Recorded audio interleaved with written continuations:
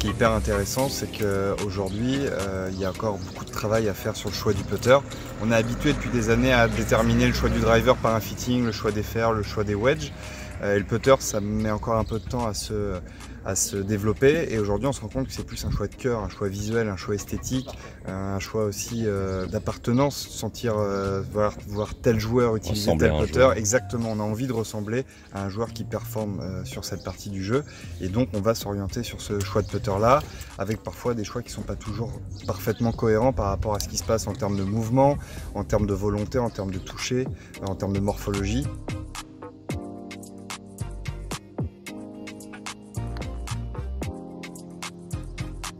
Sur mon Scotty Cameron, je l'avais fait fitter pour qu'il soit plus vertical et qu'il pose mieux à l'adresse. Là, je me rends compte qu'avec le modèle que j'ai pris, donc celui-là, je ne sais pas si vous le voyez, au niveau de l'adresse, le putter pose beaucoup mieux et ça m'évite pas mal de déperditions dans mon stroke. Donc j'arrive à avoir une ligne beaucoup plus consistante et donc un mouvement plus cohérent. Donc c'est vraiment top, très agréablement surpris et je recommande à tout le monde, si ce n'est pas d'adopter, au moins de prendre la peine d'essayer, de ne pas rester sur des idées reçues, s'ouvrir à autre chose, parce que pour moi ça a été vraiment une vraie découverte. Amaury, ce matin, qui utilise un Scotty depuis longtemps et qui adore la marque, qui joue une pure lame avec un insert justement normalement lui permettant de putter vraiment en arc de cercle.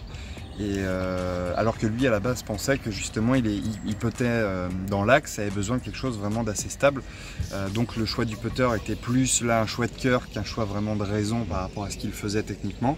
Et au final d'un coup, dès les premières balles, il a senti des sensations différentes. Une balle qui avait tendance à se mettre en roulement beaucoup plus rapidement par rapport à son ancien putter. Une balle qui tenait davantage la ligne et surtout il diminuait la dispersion par rapport à son ancien modèle.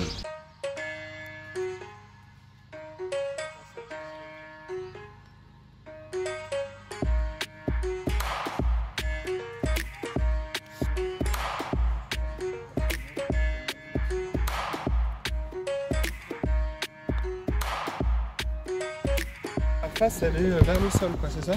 Oui, exactement, tout à fait. C'est pour ça. Et j'entends même au bruit. Du coup, elle fait. Le son n'est pas le même. Le son, il est pas top. Je suis 16 d'index, donc mon putting n'est pas forcément encore super stabilisé. Donc pour moi, c'est super intéressant de comparer ce que j'ai aujourd'hui, donc mon Scotty, avec donc les produits Odyssey. Et en fait, ce que j'ai vu, c'est que mon geste est plutôt pas rectiligne et donc il m'a conseillé une forme de putter, donc le numéro 7, qui me permet en fait d'atténuer le mauvais geste entre guillemets. Je connaissais pas en fait la gamme Toulon de Odyssey, donc qui en fait en termes de sensations on se rapproche, enfin c'est vraiment très similaire à du Scotty Cameron. Voilà, des belles phases de club aussi comme les Scotty, donc je trouve que c'est une belle gamme, ça donne envie. Auparavant, avant d'avoir la gamme Stroke Lab, c'était soit l'un soit l'autre. C'est soit on partait sur un putter plus lourd, un tank avec une tête plus lourde, un grip un peu plus épais avec plus de poids au niveau du grip pour diminuer l'action des mains, plus de stabilité au niveau de la tête. Mais on perdait un peu cette notion de sensation qu'on a besoin justement sur des putts un peu plus longs. Donc on se retrouve avec beaucoup de performance sur les petits putts, plus de difficultés sur les longs putts. Et là avec la gamme Stroke Lab, que ce soit sur la gamme Stroke Lab classique, la Exo ou la Toulon Design, c'est justement d'avoir plus de cohérence et d'homogénéité sur l'intégralité des putts.